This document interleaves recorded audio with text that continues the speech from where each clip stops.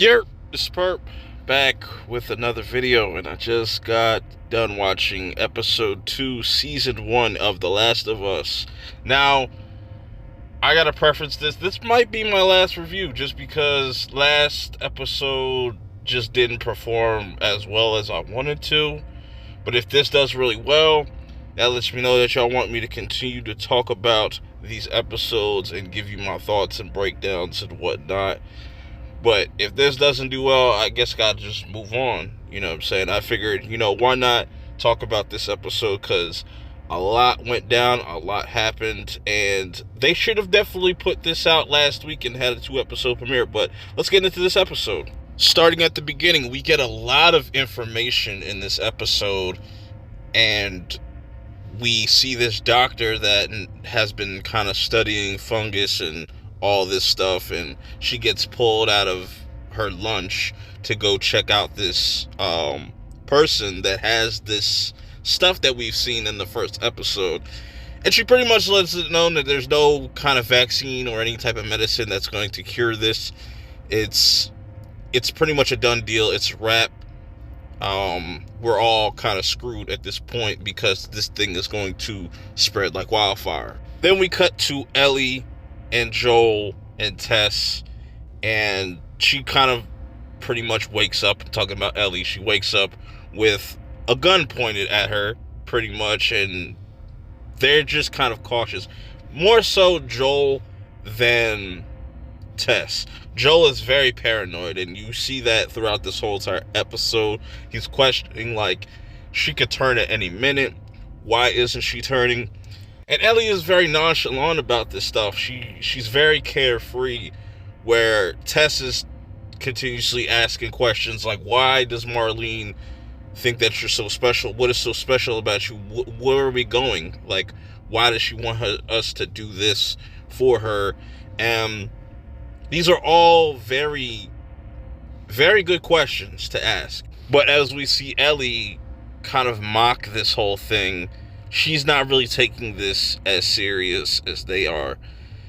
Then we get kind of these wide shots, or just these shots of what this actual location looks like. It's a lot of green and just ruins, pretty much. And this is where Tess breaks down how dangerous these infected are, that they kind of work as like a hive mind, and there's these like cordyceps, and they all kind of pretty much, if you were to step on one of these, like, they look like roots or anything to attract these things, it would be like setting off an alarm, and then a whole swarm of them, or it could just be a couple of them. It could just be any amount of infected that are going to go to that location. They know where you are.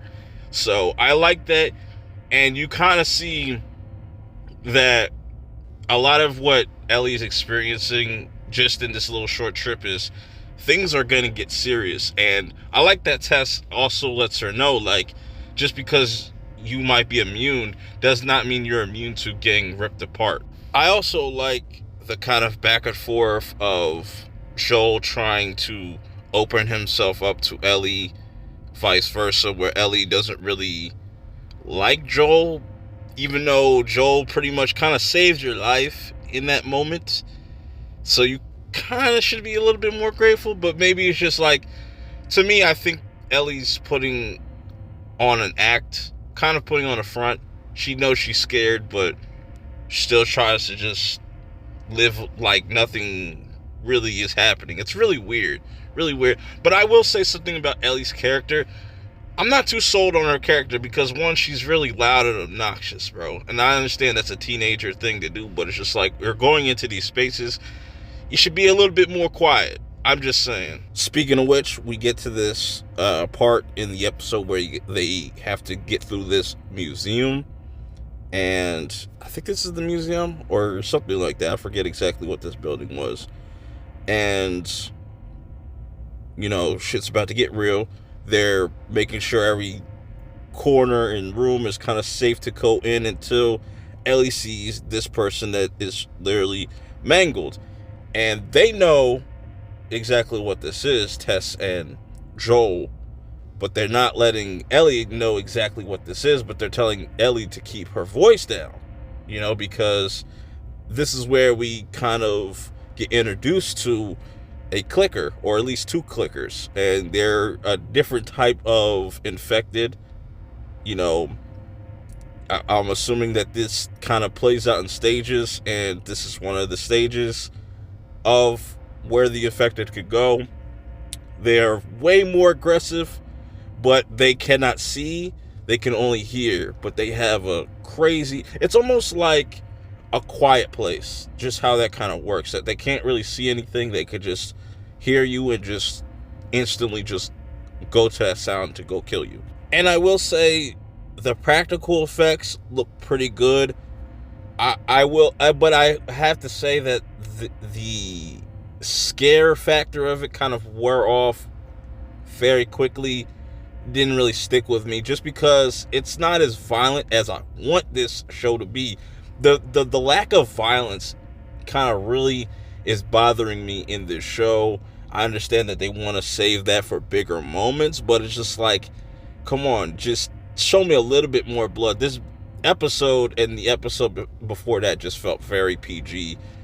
Something that Stranger Things could possibly get away with, but that's just a little nitpick for me. And some of the effects, like in the beginning of the episode where you have that doctor or whatever opening that guy up, or his bite mark, and that shit was CG. I was like, you couldn't make that like something practical. I just little nitpicks here and there, but the clicker looked fine. I just want to kind of see more of these infected in action. Anyways, they're able to make it out of that area, but Tess's ankle is kind of banged up. But I also like that Tess is trying to get through to Joel that this might be something. There might be something to this. She might be the key to just making things right. She also mentions later on in the episode that they have done a lot of things in their past that with this, that at least gives them motive to do something with their lives, or give them some type of redemption for whatever they might have done in the past. Also, it's interesting that Joel looked down at his watch, maybe to signify that he sees a lot of his daughter in Ellie, and there's that connection. But they go to this spot where I think they were supposed to meet Marlene there, or it kind of went over my head, but it ends up just being like a massacre. Somebody ended up getting turned. But now Tess is very frantic and just trying to figure out, like, yo, there has to be a radio here, something.